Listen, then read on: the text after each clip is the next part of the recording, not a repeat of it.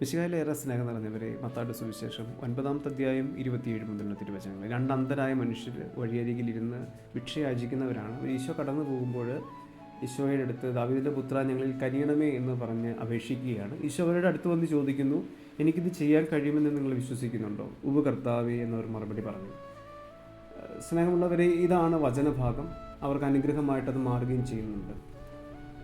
ഞാൻ ഈ വചനം വായിക്കുമ്പോൾ എൻ്റെ മനസ്സിലേക്ക് വരുന്നൊരു കാര്യം, ഈ ചോദ്യം, ഈശോയ്ക്ക് ഇത് ചെയ്യാൻ കഴിയുമോ എന്നുള്ള ചോദ്യം ഈശോ ചോദിക്കുന്നതിന് മുമ്പ് ആരായിരിക്കും ആദ്യം ചോദിച്ചിരിക്കുക?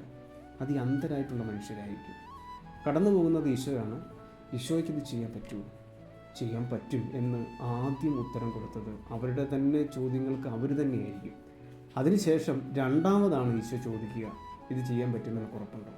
ഉവ്വ് കർത്താവേ, ഉറപ്പാണ്, നിനക്കിത് സാധിക്കും. പ്രിയമുള്ളവരെ, അത്ഭുതങ്ങൾ എന്ന് പറയുന്നത് എവിടെയാണ്? ദൈവത്തിന് അസാധ്യമായിട്ടൊന്നുമില്ല എന്ന് കരുതുകയും തമ്പുരാൻ ഇടപെടും എന്ന് ഉള്ള തിരിച്ചറിവുമാണ് നമ്മുടെ ജീവിതത്തിൽ അത്ഭുതം എന്ന് പറയുന്നത്. നമുക്ക് സാധിക്കില്ലാത്തത്, നമുക്ക് പറ്റാത്തതുമായ കാര്യം ദൈവം ഇടപെട്ട് ചെയ്യാൻ പറ്റും എന്നുള്ള എൻ്റെ വിശ്വാസം, എൻ്റെ തമ്പുരാൻ ഇടപെടും എന്നുള്ള വിശ്വാസം, അതല്ലേ യഥാർത്ഥത്തിലുള്ള വിശ്വാസം? അതല്ലേ അത്ഭുതമായിട്ട് മാറുന്നത്? ഈശോ ആ അത്ഭുതം ഒത്തിരി നമുക്ക് സുവിശേഷങ്ങളിൽ കാണാനായിട്ടിടയാകും. എവിടെയൊക്കെ മനുഷ്യൻ ദൈവത്തിൽ ആശ്രയം വയ്ക്കുന്നു, എവിടെയൊക്കെ മനുഷ്യൻ തമ്പുരാനെ ഏറ്റുപറയുന്നു, അവിടെയൊക്കെ അത്ഭുതങ്ങൾ ഉണ്ടായിട്ടുണ്ട്. ഏറ്റവും അവസാനം ഈ വചനത്തിൽ ഈശോ ഈ അന്ധരായിട്ടുള്ള മനുഷ്യരോട് പറയുന്നുണ്ട്, അവരുടെ കണ്ണ് തുറന്നതിന് ശേഷം, ഇത് ആരും അറിയാൻ ഇടയാകരുത് കേട്ടോ, നിങ്ങൾ ആരും അറിയാൻ ഇടയാകരുത്. അപ്പോൾ പക്ഷേ എന്താ സംഭവിച്ചത്? എന്നാൽ അവർ പോയി അവൻ്റെ കീർത്തി നാടെങ്ങും പരത്തി. ഈശോ നിശബ്ദമായിരിക്കാൻ പറഞ്ഞു, പറയണ്ടെന്ന് പറഞ്ഞു, പക്ഷെ അത് പറഞ്ഞു.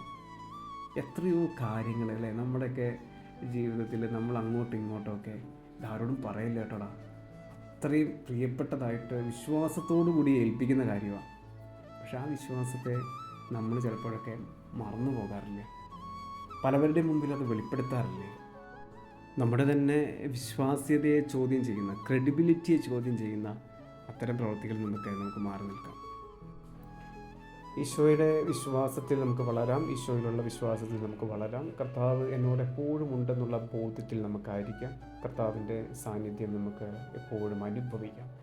ഈശോയിലുള്ള വിശ്വാസം ഏറ്റുപറഞ്ഞുകൊണ്ട് ജീവിക്കുവാനും എൻ്റെ തമ്പുരാൻ എന്നെ അനാഥനായി വിടുകയില്ല എന്ന ബോധ്യത്തിൽ നിലനിൽക്കാനും കർത്താവിലുള്ള വിശ്വാസം ഒരിക്കൽ കൂടി ഏറ്റുപറയാനും ദിവസങ്ങൾ നിങ്ങളെ അനുഗ്രഹിക്കുമാറാകട്ടെ. നല്ല ഒരാഴ്ച കാലം ആശംസിക്കുന്നു.